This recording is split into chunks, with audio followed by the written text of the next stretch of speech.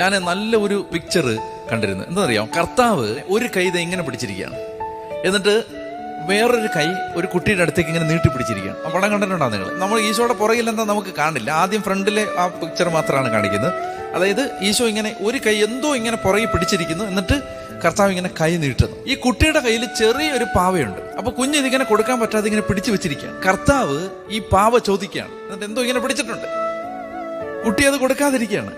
രണ്ടാമത്തെ പിക്ചറിൽ കാണിക്കും ഈ പുറകിൽ എന്താന്ന്, വലിയൊരു പാവ.